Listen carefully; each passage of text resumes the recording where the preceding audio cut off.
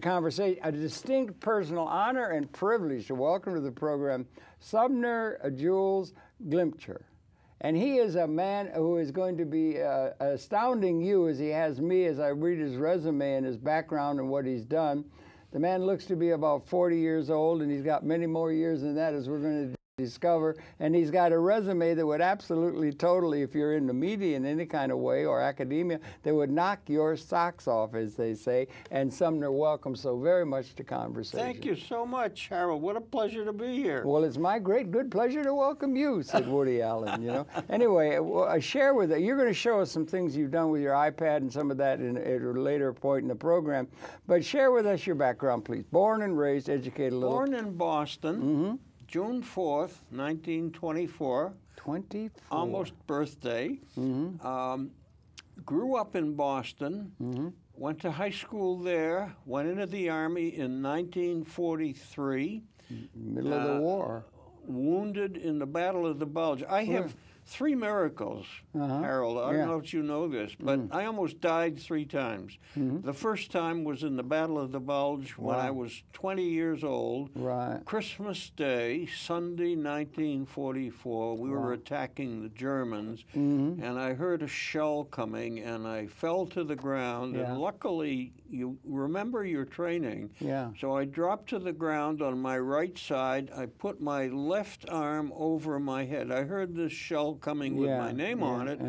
It hit the tree under which I was lying. It's called a tree burst. It was an 88-millimeter shell. 88 millimeter, and I suddenly felt enormous pressure on my left leg. I found out later that 4 shell fragments have banged into my left leg. Penetrated? Between my knee and my thigh. Had they penetrated? And it penetrated my leg, didn't hit any organ. And 2 other guys were hit at the same time. We were pulled back behind a rock ledge, and the CO said, Sumner, or Glimcher, you know, didn't use first names in the Glimcher, he said, we're going to continue our attack, but I'm going to call the medics, and they'll pick you up. Of course. Well, the miracle that night is that the Ardennes forest is this immense forest. We had been traveling for 2 days on our way to attack the Germans. This was the Battle of the Bulge, and we were counterattacking von Rundstedt, who had surrounded Bastogne. We hadn't seen a soul in 2 days, and the fact that anybody might find us in the Ardennes forest was almost unbelievable. I was hit at 5 o'clock in the afternoon. 2 other guys were hit the same time. They were much more seriously wounded than I. And the battle moved ahead, and then there was no sound except one of the guys had a shell fragment in his chest, so he was wheezing when he breathed. Other than that, it was silence. 5 o'clock, I looked at my watch. It was 5 o'clock in the afternoon and getting dark, and of course snow-covered. And then I passed out. You passed out? Oh, my God. It's a shock. When Yeah. you're hit by a shell, it's a shock. It's a trauma. I mean, I was unconscious. Fortunately, I never have been. Not under fire or anything. I was lucky because being wounded in the Battle of the Bulge was better than the alternatives, which was dying. I mean, that is true. They said to us when we went into the battle, they said, you guys are either going to be wounded or killed. Those are the 2 choices. And most people were. It was the most vicious battle in World War II. No fooling. Is that true? For the Americans, right? For the American forces. I don't know about the Germans, but go look up, go to Wikipedia and go to Battle of the Bulge. It was a vicious battle. I thought the brunt of the destruction, or the death and everything was on the Eastern Front in Russia. And Leningrad. But I don't know. You know, the suffering under war. War is such a pain. So I should refine this by saying it was the most vicious battle of the American forces. The American forces. Western Front was open kind of late compared to the Eastern Front. Anyway. So I'm lying there unconscious, and I hear it rustling in the bushes, and I grab my gun in case Germans have returned. Not that I could have done anything. It was a moonlit night. And into the clearing, miracle of miracles, appeared 2 American medics with a stretcher. Wow. 12 o'clock at night. The CO would send it down? I'd been lying there from 5 until midnight. And wow, then 7 hours, yeah. they took one guy down, came back at 1 o'clock. It was a big, slippery hill full of snow. Right. 2 o'clock, they came back for me. 2 a.m. They strapped me, so I was really lying there from 5 p.m. until 2 a.m. Boy, oh boy. Took me down, strapped the stretcher. They had a Jeep that was made to put stretchers in. Yeah, And then I passed out again. For good. I mean, next thing I knew, I woke up the next morning in a field hospital. You know, it was a tent with sod. Right, Remember MASH Squad on television? Yeah, like that, right. And the surgeon, I was coming off a sodium pentothal high, which made me feel great. The surgeon says, well, I just took out 4 fragments of shells from your leg. Also, I had 2 fragments in my arm. Had I not put my arm over my head, would have gone in your head, maybe. I wouldn't. That would have been no more Sumner. No more Sumner. Yeah. Anyhow, that was the first miracle. Then there were other miracles in that situation. I got in a hospital. They put me in a hospital in Paris, and I couldn't stand the weight of the sheets on my toes. I had frostbite. And was that from the Ardennes? I had been without dry socks or shoes for months in combat. Months? Months. I went into combat, I think it was September, October, and it was Christmas when I was shot. Yeah. So I thought that they said you might lose your toes. I didn't. Then they sent me back to a hospital in Wales on New Year's Day, and the surgeon, chief of staff, looked at my leg and he said, well, gangrene is beginning to set in, and we're probably going to have to amputate your leg between your hip and your thigh. But there's one chance we could save it. The Brits have just discovered a new drug that we're going to try out on you. It's penicillin. Called penicillin. Oh, no kidding. 2 weeks, I got penicillin shots every 4, and I didn't lose the leg. Penicillin's a miracle. I could have lost my life, my toes, my leg. Right. That was the first. I had 2 more near-death experiences, but I won't bore you with them. You didn't have one where you actually saw the white light and all that kind of thing. You know what I mean? The people who think they, okay. Well, that's really interesting and everything. Like, you did that. You got out of the service. You came back. I came and you back. had a hell of a career in academia. You put together television. You worked at NBC. This kind of stuff. Let's get into some of the media stuff. And I know you want to talk about e-publishing. Let me very briefly. The problem is you have this tyranny of time, and you're too damned interesting. I'll come back. Okay, good. Right. Very briefly, the rest of the career, I'll just go on because I do want to talk about publishing. I know you do. Amazing. Yeah, I know. All right, I come back. I was very lucky. I got into Harvard, the hometown school. Yeah. And when I was graduated, I did a foolish thing. I had no idea what I wanted to do, but we had dropped atomic bombs on Japan, and everybody was talking about nuclear power. So I thought that'll be an interesting career. So I majored in nuclear physics. Wrong choice. Why? It seemed exciting, but I did very badly. I was shocked when I started Harvard. I had always been good at school, and I suddenly got to Harvard, and everybody there seemed smarter than I was. I mean, this was a real blow to my ego. And nuclear physics, I couldn't keep up with it. It was too hard for me. I can understand that. And one of the best things that ever happened to me was one of my classmates, a guy named Hartford Gunn, said, why don't you join the radio station? And I loved the radio station, and that determined my career. So I left Harvard. I got a job as a page at NBC. You took a degree in Harvard College, a BA? Yeah, a BA. Did you major in something or what? I majored in nuclear physics. And you went through the whole 4 years? Yeah, no, 2 years. 2 years. What did you get in the couple of senior years? There was something called ASTP, Army Specialized Training Program. So while I was in the Army, I had gone to that, and that gave me the equivalent on an accelerated program of a year and a half in college. So I went through Harvard in 2 years. Boy, that's fast. Yeah, and I shouldn't have. I mean, it's too much fun. I should have stayed much longer. But anyhow, I got out, came to New York, got a job as a page at NBC. So you're about 24, 25? 22 when I got out. 22 only, okay, yeah. No, I'm sorry. I was 24 when I finished. 22 when I started. 6 years at NBC, 3 years at Radio Free Europe in Munich. I then came back and started the first independent voiced news service in the world. It was the precursor of CNN. That was a trip, and then I became the... Wait a minute, that was voice, that was audio? I knew 24 reporters in every major capital in Europe. Right. And I came back, and at that time, the United... How would you come to know them? Had you spent time in Europe outside of the Ardennes and that? Yeah, 3 years at Radio Free Europe. Oh, okay, right, which okay, was this right. news Oh, service. yeah. So you would have picked up a lot. And you make friends easily, I would think. I do. I would think that would be what I like people. I yeah? do too. Right. I can see that anyway. Anyhow, so yeah. I had a career. Yeah. I taught at 3 schools. I taught at Columbia for 10 years. I taught at Harvard for... And what were you teaching at Columbia? Film. Film. So you got into film. Yeah, well, I went to... I heard you say audio, that other thing you were in early. I went from radio to television to film to teaching to video, and now I'm writing a book. Okay, right. Okay, good. So why don't I talk a little bit about publishing? Because well, if you want to, but okay. You had an incredible degree. You built up a huge department at NYU, if I'm not mistaken. I helped make one of the finest film programs on the East Coast.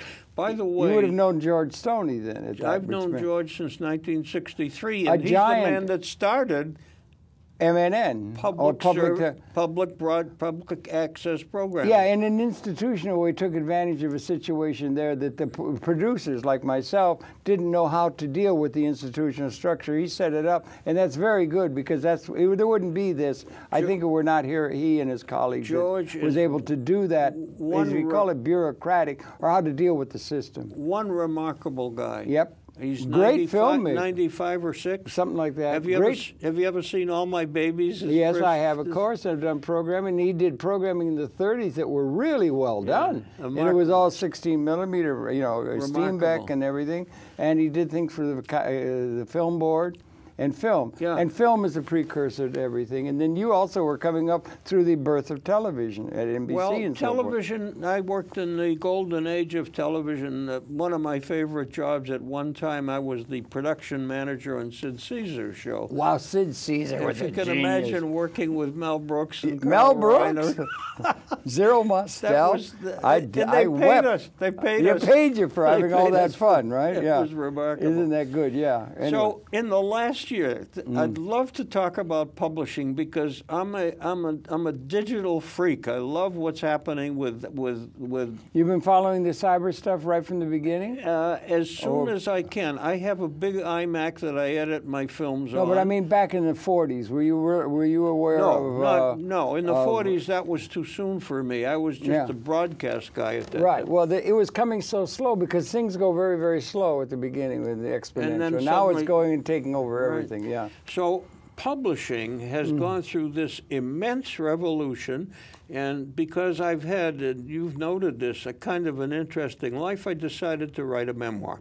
Okay. So I spent about a year writing a memoir. It's called A Filmmaker's Journal. Okay. And you can get it on the iPad, and I'm going to show you some excerpts. I'm going to show you how e-publishing works. Okay. You can get it on an iPad. You can get it on a Nook or a Kindle or a computer. And in a week or so, it's going to come out actually as a paper book. So and it's coming out as a paper book. It'll be in the bookstores? It'll be in bookstores. Is it being published by a house that would recognize it, self-published, or how's it working? It's self-published. You're going to get it on Amazon. Okay. All right. So I will show you this amazing, incredible thing that's happened in the publishing world. Now, what we're going to do is try to bring it in on the television with the. Can you see it? Yeah, I don't think they're in on it yet. It's going to block the screen, but they want to come in on this. And there's something blocking the screen. Well, here are. If the camera is showing this, can you tell if it's showing it? It's not. There's nothing being shown on the screen, so it'll have to come up. Can you come up on the camera 1 or something, people? What's happened? If we're going to have to stop, it isn't working now. Could you come up on camera 1? Are we showing what's on the iPad? What has happened? if we could, yeah. I can't see a thing. Well, maybe we can talk a little bit, and maybe you'll bring up camera 1 on the iPad. They've got it set to go on the iPad. To talk about it. Talk around until they bring it up. And I'm hoping that the camera will. But talk to it without the image yet. All right, well. Until it comes up, they'll figure it out. There are 3 basic reading tablets: the iPad, the Kindle, and the Nook. And I'd like to talk about the differences between them. Yeah. And the differences are quite amazing. Okay. The iPad is more expensive. It costs... Why don't we have the image, George? We don't have the image. It's not on the screen here. Has this been disconnected? Is that it? No. The monitor? We don't have any image. The screen, we got it. We're going to reconnect. Yeah, okay, get that reconnected, then you'll have the... It's going on the tape. So I want to show you... Connect the monitor, please. I want to show you the difference between these 3 reading tablets. The iPad is the most expensive. It's $499. The Kindle, $200. The Nook, $169. But the amazing thing about them, look at the reading area. You have 63 square inches in the iPad and only half that on the Nook and the Kindle. So to anybody who wants to buy one of these, I would urgently suggest to get an iPad. We're talking about pennies a day, and the quality of this is so remarkable. So I'd like to show you, I've written this book, and the amazing thing is on the book is the way you navigate here, we're going to go to the beginning of the book. The book is called A Filmmaker's Journal. Okay, that's the title, yeah. And the remarkable thing about it, it is full of images, and it's full of excerpts from my films. So I'm able to, as a filmmaker, I'm able to put 22... There we are now. You can see now. They've turned on the monitor. So now you can see, okay? Yeah. And I guess that's been on the film, so okay. Yeah, this has to be zoomed out. Somebody has to get on the zoom. Okay, there we go. A Filmmaker's Journal. Okay, good. All right, can you show it? Yeah, there you go. All right, so... They'll have to come in and out. Okay, there you are. There's the book. Scene. Yeah. And there's the title. And you navigate by touching these little buttons on the bottom, which takes you to different chapters. These are places I've worked: NBC, WOR, so on, NYU. And I want to show Westminster, that's your current. Yeah. When you get to an image, this is this is Jane Fonda, who I invited to. I'm a member of a group called the Dutch Street Club, and we have speakers every Tuesday. Okay. And I met Jane Fonda and invited her to come and speak. And this incredible thing, when you touch an image, it fills the screen. And then you hit the X and you go back to the text and you read. Here's me at one of my Harvard reunions having a good time.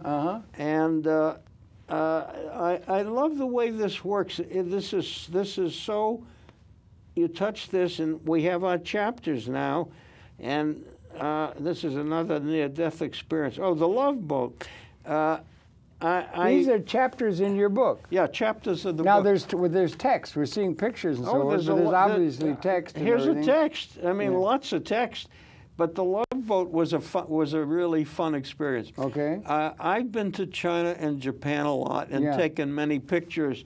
And I got a phone call. You know, Harold, I like to tell stories. Yeah, I can see that. You're a great storyteller. Yeah, right. Well, as a filmmaker, you become a storyteller. Yeah, so that's right. I'm sitting home working one day, and the phone rings, and someone says, "Is this Sumner Glimcher?" And I say, "Yes." And she says, "I represent Princess Lines, and I need someone to give lectures on China and Japan and show pictures. We just had a cancellation." I said, "Who canceled?" And she said, what's his name, the reporter at the New York Times who was the expert on China and China and Russia, the communist expert. Anyhow, she asked if I could replace him, and she wanted me to get on in 2 weeks, and I couldn't. I had appointments. Yeah. So I said, well, I can't do it, but perhaps another time. So I called my kids that night. I have 3 daughters and 2 granddaughters, and I'm very close to them. And I said to my kids, hey, kids, I was just asked to give lectures on a cruise, and they said, what was the boat? And I said it was called the Sea Princess. Dad, that's the Love Boat. I had no idea. Television fame. Well, right? I didn't watch TV. I so know, right. Didn't know what. You made TV. You didn't watch it. Yeah. Anyhow, they called me back 2 weeks later, and I went on for that fall, and I went on a cruise from Japan to Hong Kong, 2-week cruise, and then back again. I ended up lecturing on 11 cruises, which is great fun. You get out to cruise. It's a great life, huh? You get a free trip, and you get to bring a guest free of charge. Wonderful, and you meet fascinating. And what do you lecture on? I mean, well, my first few lectures were on You China. do that seriously now. My first few trips were on China and Japan because I had wonderful pictures of them, and. Had you spent much time in either of those 2 countries? I was a consultant to the Japanese consulate for 20 years. And you did some programming with them, I did films there, and I made about 30 trips to Japan. That's a lot. And then I produced a series on Japan with Ed Reischauer, who later became the ambassador to Absolutely, Japan. Yeah, sure. And I love China. I've been to China a number of times. I have a proposal right now. When did you first go to China? 72 when Mr. Nick? Were you right on the flight after Kissinger? The Shanghai communique. Wow, really? And I produced programs on China with John King Fairbank, Harvard's expert on China. Absolutely. And I love. You produce programs, television programs? Television programs. I go back some time ago. I produced about 30 films in all. 30 films. And they range from poverty in South America to Confucius to. Actually, I'm having a screening if anybody's interested. Yep. I am. June 7th.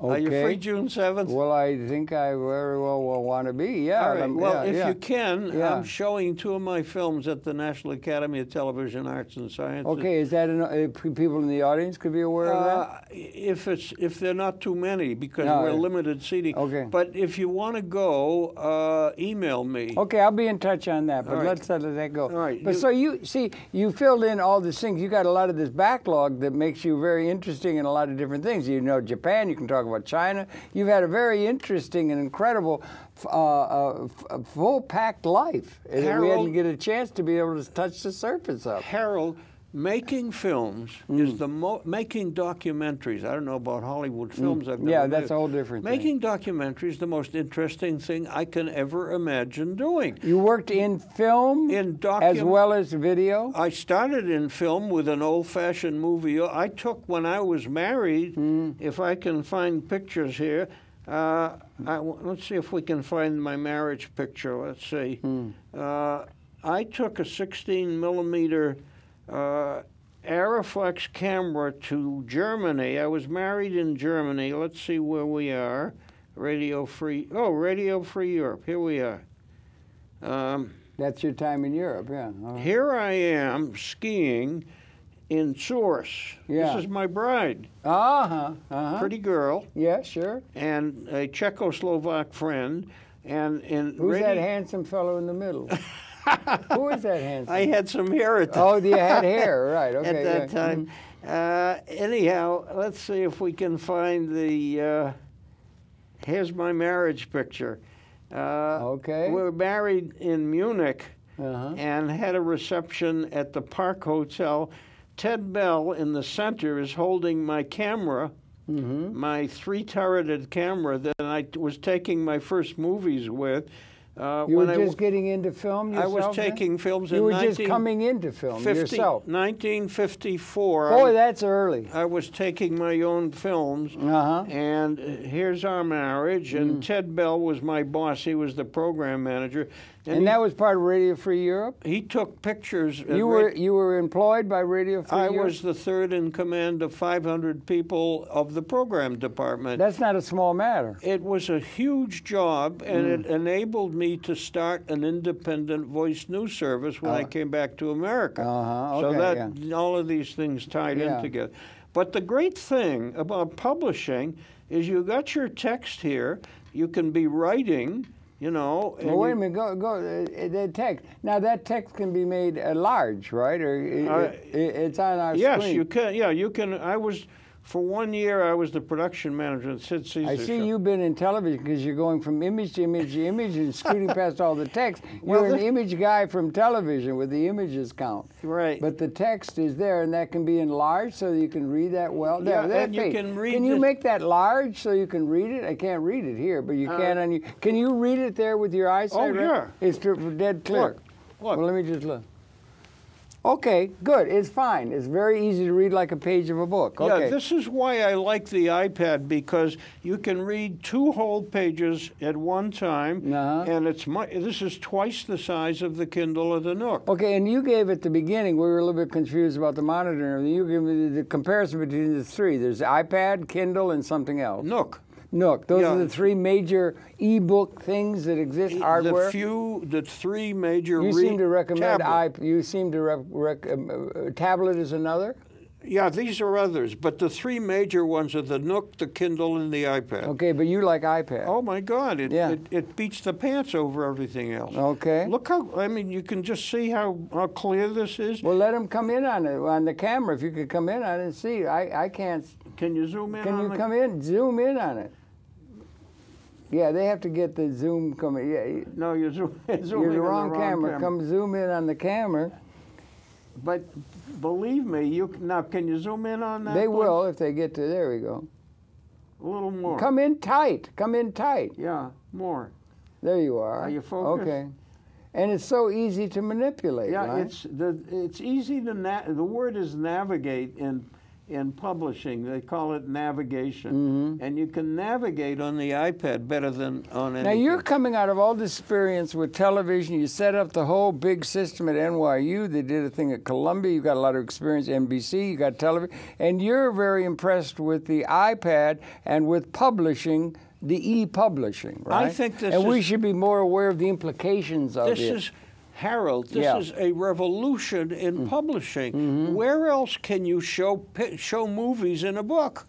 I mean, just imagine the potential of how rich... I didn't see a movie yet. I've seen still pictures. No, but you can see movies. Well, show me. Look, can you show us? I haven't shown you. Can you do that? What's the limit? That's a little thing you're walking around with. That's very small. How much can you store in that little thing? And is there a big... 30,000 pictures. 30. What about video? Really eats up bandwidth. Let me go to that. Let me go to that, and I will find that file, but let me find a film, because that's right. I can't imagine. And can you outload that? Can you load out of that thing and put it into a television set on the wall?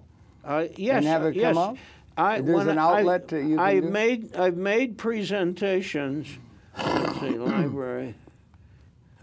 Here we go. Let me find a movie to show you, because this is quite.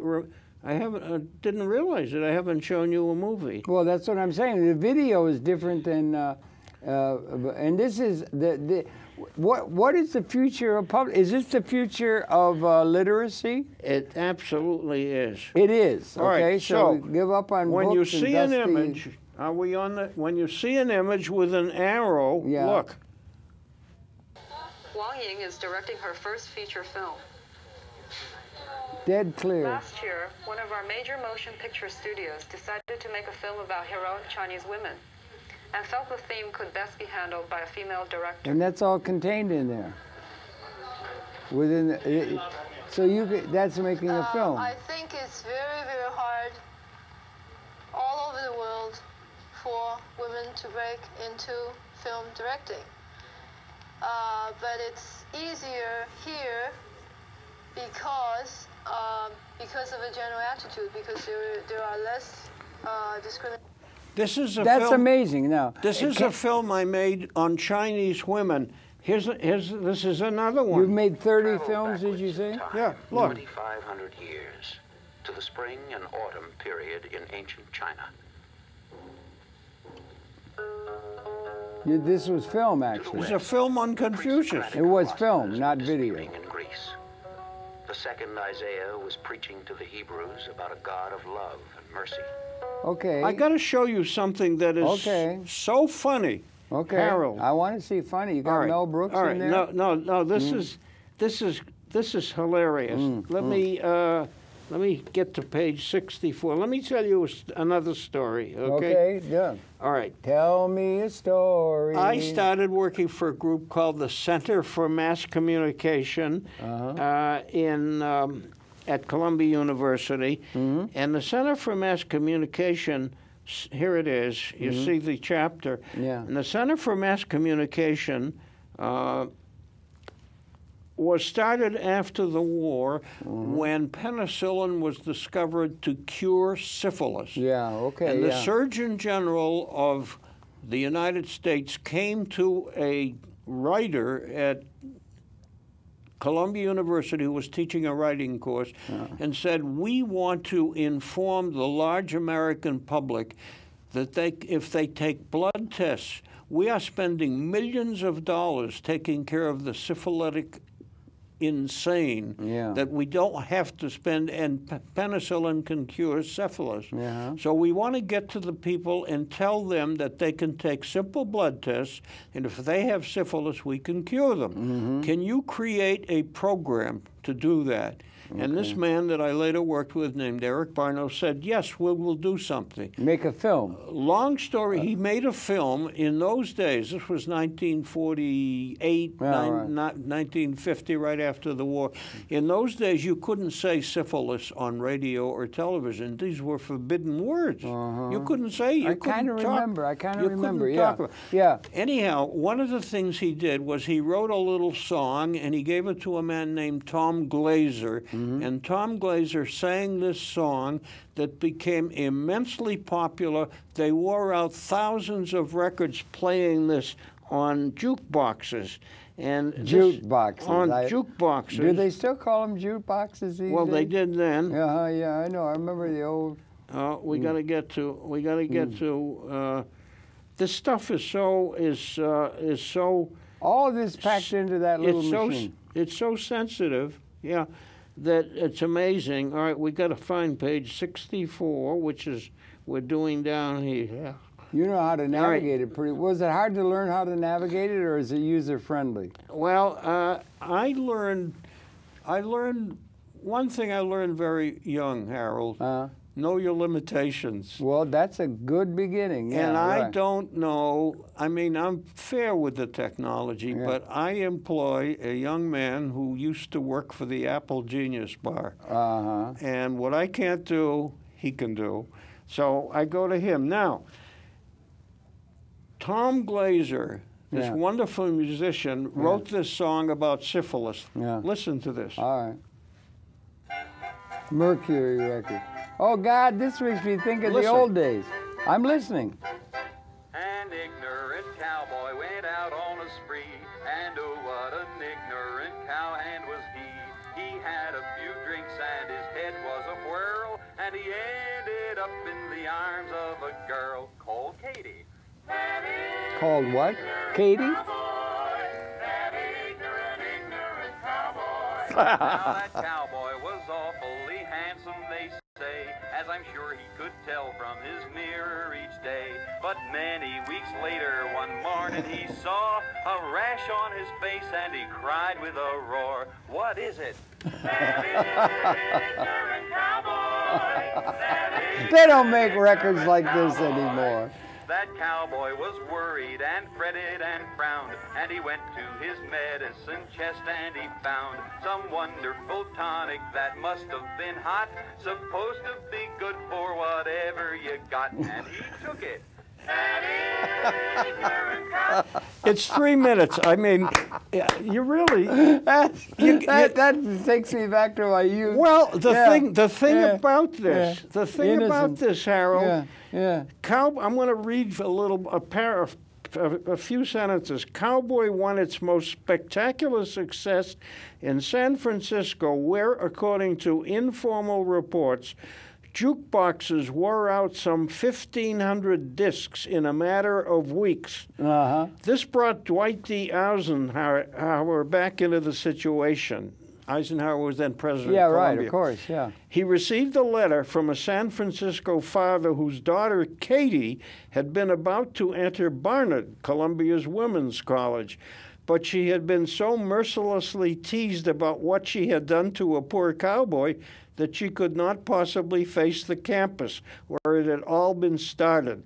The letter was forwarded to Barno by the president's office with a request to draft a reply for Eisenhower's signature. I'll be damned. The rate of venereal disease plummeted. Yeah, with penicillin. This campaign, I mean, this shows what mass communication Yeah, can right, do. right. It is just amazing. Yeah, yeah. Now, the future of publishing is going to be so enriched when you can add songs, music, audio, video, films.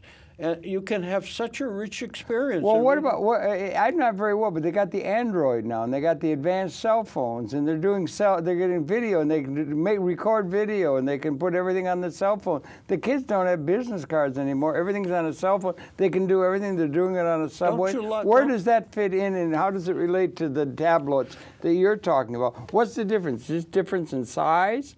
Or it's all a result of the exponential increasing capability of algorithmic interconnection, right?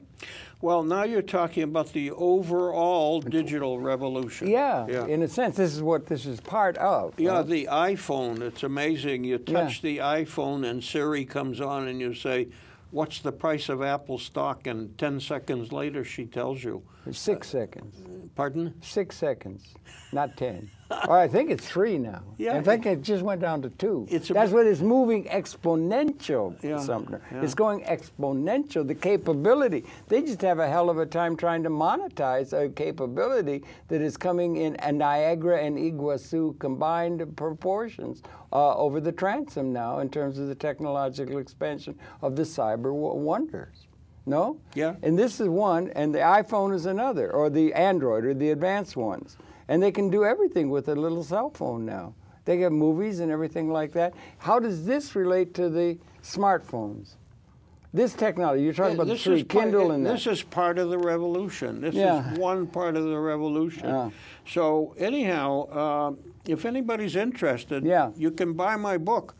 Go to my website. I have a website, which is either SumnerJulesGlimcher.com or WestminsterProductions.com. Well, say it again. Sumner Jules Glimcher.com. SumnerJulesGlimcher.com. Or Westminster Productions. Or WestminsterProductions.com. And I've got a website. And you got a website. And it tells you everything you want. Tells you all what these things that you're talking about now. Well, you can buy the book. You can buy it for an iPad. You can buy it for a Nook. You can buy it for a Kindle. It's on sale on the computer. Yeah, you can buy it on a computer from Amazon and read it on a computer. Now, how does this work in terms of the brick and mortar or the bookstores? You know, like we've had Barnes and Noble and everything, or the literature, well, they're going the book world. What's happening to that? What's happening is that you don't need a Simon & Schuster anymore. Or you don't need,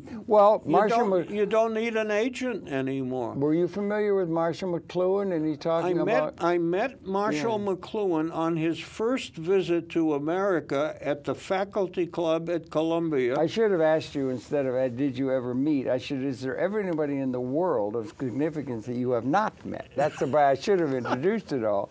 But I did meet McLuhan. But he wrote about, I used to visit with him. I could never get Hamish.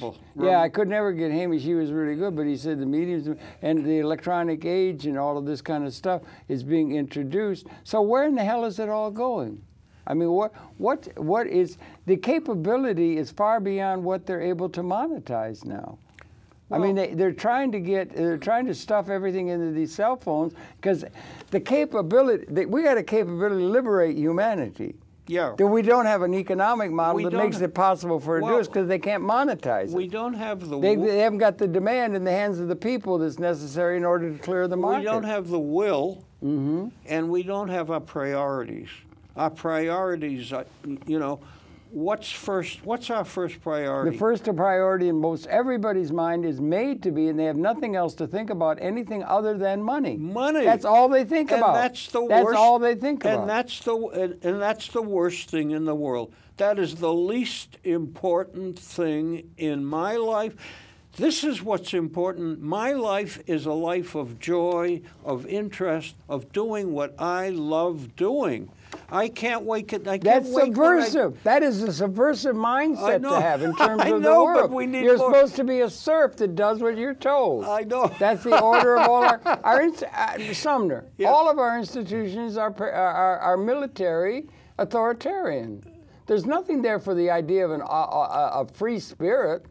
They just want people who will comply. Our educational system does nothing but build people to the position to answer to an authority figure so they'll sit in as a drone within corporate capitalism. And make money. And make money. And that's the and least... and the only reason to exist in these universes is money. Yeah. That's the standard thing we hear. That's what's operating our whole system. And it's so out of date, and we got a capability that we can't realize because we haven't got any way to distribute money except to the masses.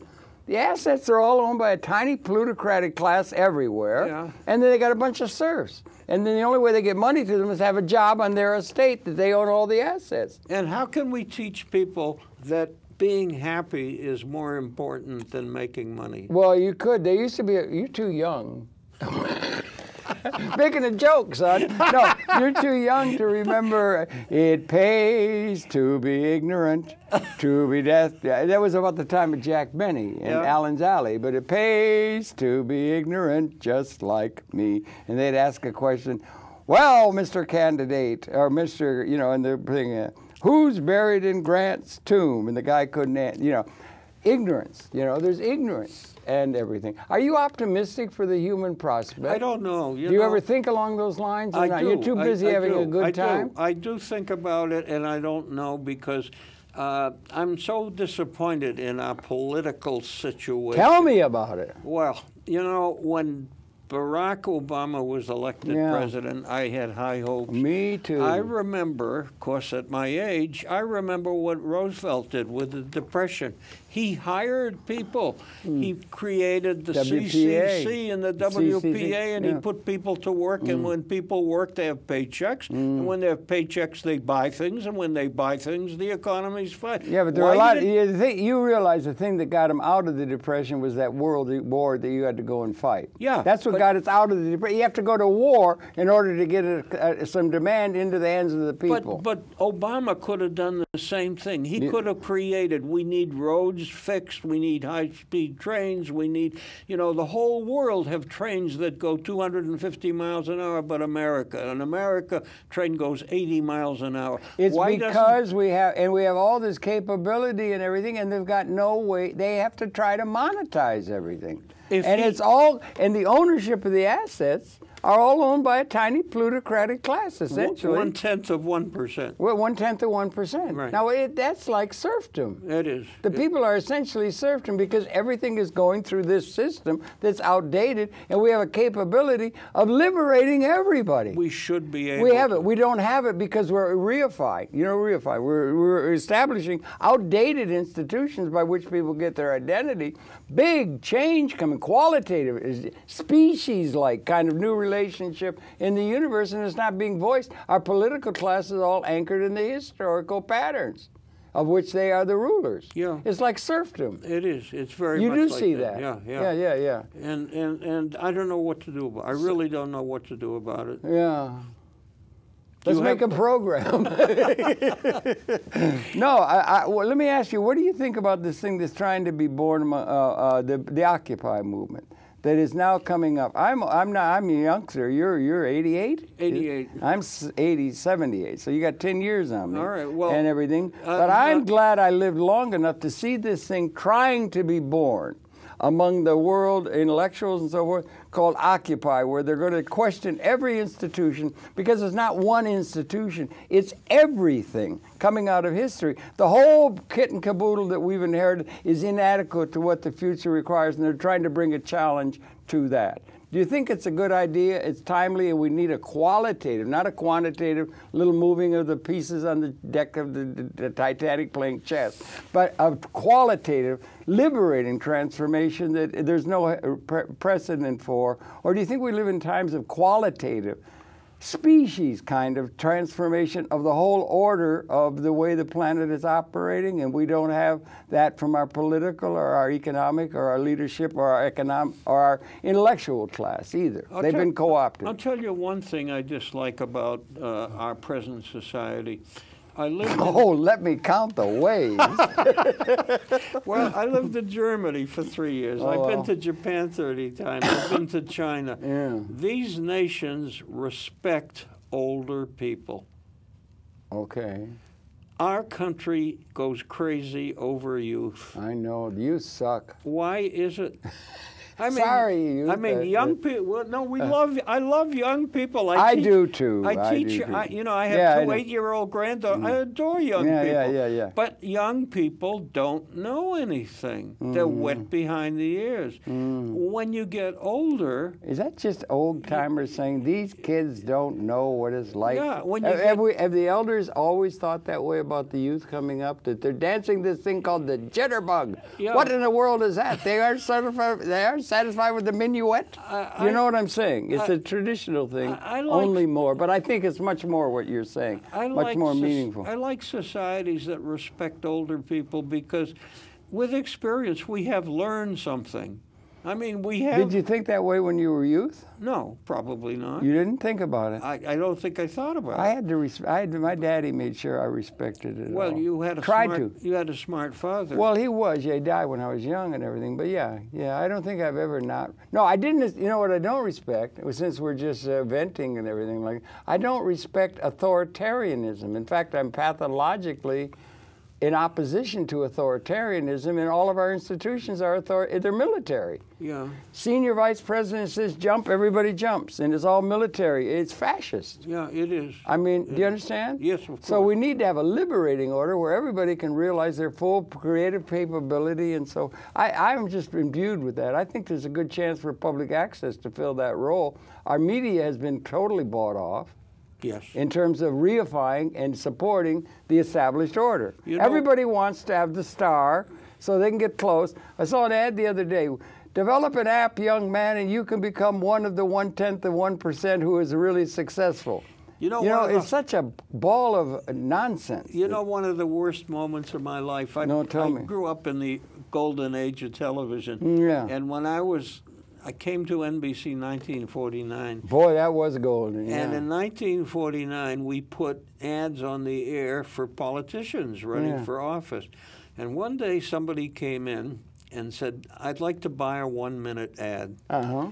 That was the demise of our democracy. Really? When politicians paid for advertising.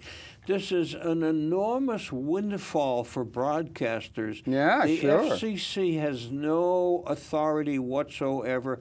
It is, I think, one of the worst things in our society, that the fact that if you run for the smallest of offices, you have to raise millions of dollars in television revenue, which goes to television. Yeah, right. That's where it goes. Yeah. And it has nothing to do with the quality of the person running for office. Right. No, it's sound bites. That's what's important. Yeah, and they can manipulate. Did you know Vance Packard, who wrote The Hidden Persuaders? Right. I liked him a lot. Right. How easily they can manipulate with these new media the human consciousness, their desires, their anxieties, and all of that. They can manipulate it in the ad agencies. They can manipulate the human population so they'll buy cornflakes rather than Wheaties. It's like an ad. It's all a big ad campaign. And the politicians, of course, are manipulating the public by giving lies about their opponents. Yeah. So the opponents are the Wheaties and they're the cornflakes. And you don't know. I mean, it's like an ad agency. You don't know who to vote for because, they're all the same and they're all liars. And the intellectuals are trying to get on the bandwagon with those who are already rich, and so the rich are there, and it's just, it's very, very disquieting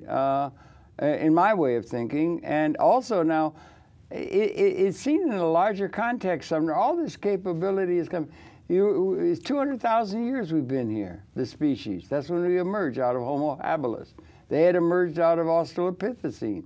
There's an evolutionary process.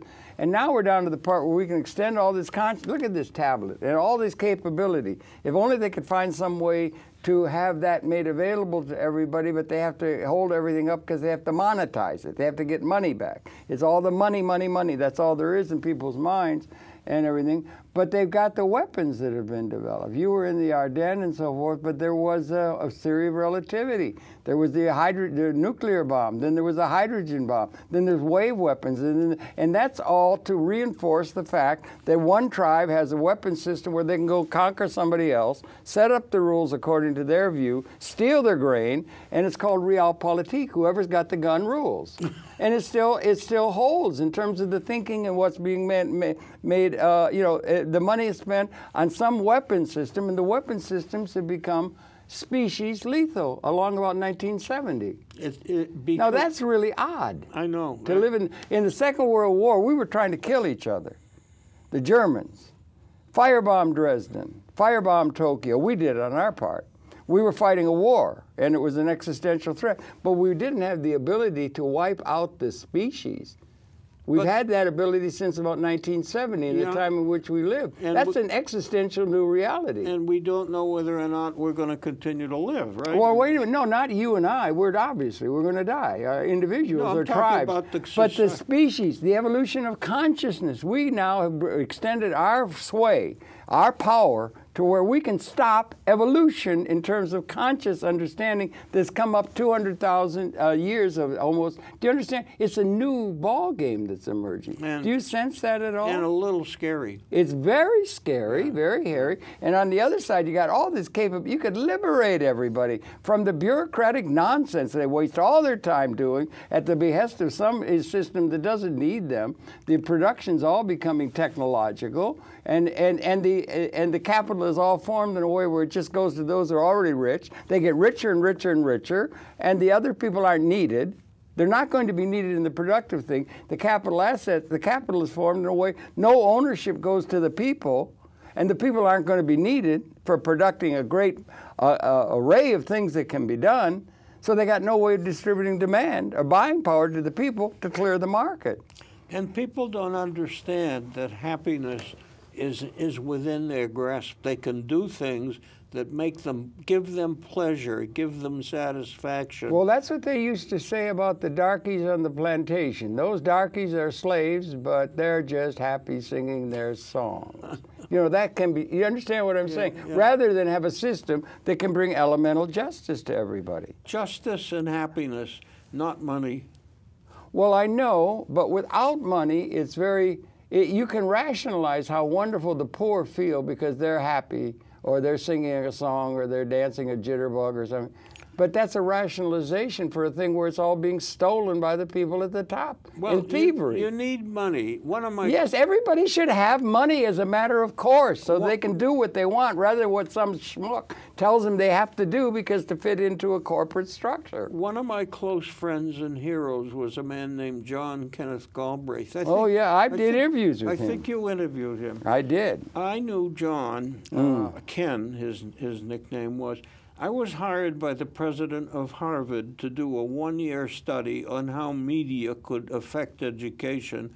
And I had the wonderful privilege of spending a year at Harvard from September 77 until June 78. Wonderful. Interviewing their top faculty, and people like John Kenneth Galbraith, John King Fairbank, who was Harvard's expert on China. Ed Reischauer, who was Harvard's expert on Japan.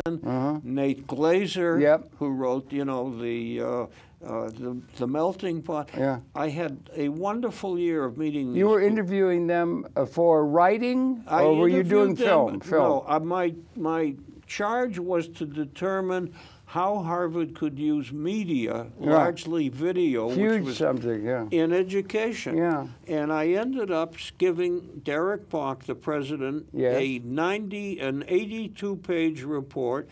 My final chapter said, I urge Harvard to establish a video production center and put all its major faculty on tape and make Harvard courses available to the world on DVD. Thank you. You were so ahead of the curve. You know, we just did a program. I gotta finish the story. Yeah. Derek took the report, said, "Thank you, Sumner." This is 1978, June. 78, yeah. "Thanks, Sumner. I'm giving this to a committee." Oh, there it goes.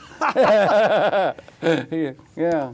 I did a program with John Galbraith in his house. He was in Cambridge. Yeah. And we were there, set up the lights and everything, public, and he was loving. And we put in some big light or something. Every light in the house went out. So we had to go down in the basement with a candle and to fix the switch. And he was so lovely, and his wife was so lovely. They were so gracious. But we did a program with him. It was wonderful. I think we're going to do a program that's going to air tomorrow from the one when this is, with the daughter of Buckminster Fuller, who was a great inspiration to me. And Buckminster Fuller said, I'm going to maybe re-air that again this week because they're celebrating over Cooper Union, his legacy and everything. But he got talking about that. He wrote a book, Education Automation. He didn't think there was going to be any this is 1974 with him. And he didn't think, he said exactly the same thing that you did, that they're going to be this capability that they're going to make documentaries and that the universities are going to exist. They're going to use the faculty to make documentaries, and it's going to be the way education is going to be taking place, is multimedia documentaries on the various subjects, like NOVA, every day, all the time, good programming, best research and everything like that. But it hasn't developed. No. Yeah. But it is interesting. It is coming whether we like it or not. That you know, the tie to the old systems are being challenged now, certainly at the moment, by this Occupy Wall Street thing that I hope can grow and grow and grow until we finally get some answers that can subsume the old order and bring in a liberated order rather than blow the whole thing up. Galbraith, who was a student of John Maynard Keynes, had the answers. Well, back, you know, when he wrote his first books, his books were a prophecy. We have lousy schools and big television programs. I mean, he knew that then, and he knew that full employment was the answer. Well, Keynes knew it. Galbraith did it. I interviewed Ken in 1999. He turned 90, and I spent a month in Cambridge in his home, probably in the study. Same home. Did you blow out any fuses? Pardon? Did you blow out any fuses with your lights? No. That way they had to down to the basement with a candle. He had an old-fashioned. He had probably less than 100-watt. Yes, right. Electric system. Anyhow, Ken had a farm in Putney, over Putney Mountain, when I had a ski house in Westminster, Vermont, and he and I would have lunch together. I'd go to the farm and meet with he and Kitty, and Kitty and Ken would come to my little ski house. And he was one of the most remarkable men I ever worked with. Right. You're talking Galbraith now. Yeah. Wonderful. I have 3 hours a gaunt ectomorph. I have 3 hours of him on tape telling his life story. Wonderful. Maybe I Is can... it on your Kindle? It's not your Kindle. That's your iPad. Yeah, do we have time to... Wassily Leontiev was part up there, that crew in Cambridge. Let's do a little bit of John. There are a lot of interesting things Let's do a little bit of John. Okay, one of the problems is, listen, we have a problem, Sumner. Yeah. Do you realize you and I have a problem? What? It's called time. Yeah, Father Time. We're almost at the end of time on this program. Oh, my dear. We only got a few seconds left, so get it in really quick. Move fast if you can. I can. And while he's doing that, I'm going to say thank you, Sumner Jules Glimcher, for such a very, very well-led life that continues so adequately and beyond adequately to wondrous proportions. And thank you enormously for coming in and doing this program. Let this be the beginning of a beautiful friendship. Play us out, Sumner. Play us out. An ignorant cowboy went out on a spree, and do we have closing credits? Yes, we have closing credits.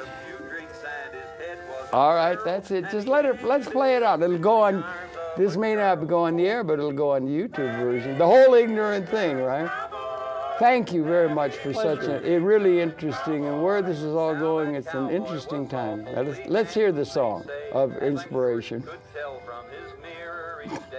But many weeks later, one morning They're not. He saw a rash on his face and he cried with a roar. What is it? That ignorant cowboy. That ignorant cowboy. That cowboy was worried and fretted and frowned, and he went to his medicine chest and he found some wonderful tonic that must have been hot, supposed to be good for whatever you got, and he took it. That ignorant cowboy. Boy, they don't make songs like that anymore. This would be the 40s. 40s? And then came this was when this was made? Yeah. The spots on his face, they had all gone away. 47. Sounds like that. Shouted, Sounds like "Yippee-ki-yay, I'm cured." That ignorant cowboy, that ignorant cowboy. The VD rate That handsome dropped. young I know, it's a brilliant. We've made some progress. I guess. Maybe there's hope. But the germ that had got him was still there inside. But there's room for improvement. Serious qualitative room for improvement, I would Let's say. do it. Let's do it. Let's do it. Does this song go on forever? No, 3 minutes. Now, partners, it's surely It's almost over.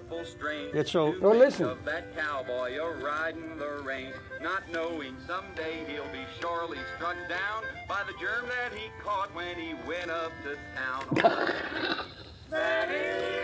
So funny. I know, it's campy. It's campy. Even the Now a ranch on the range isn't likely to find much use for a cowboy who's dead, lame, or blind. So if you've no Katie, please listen to this.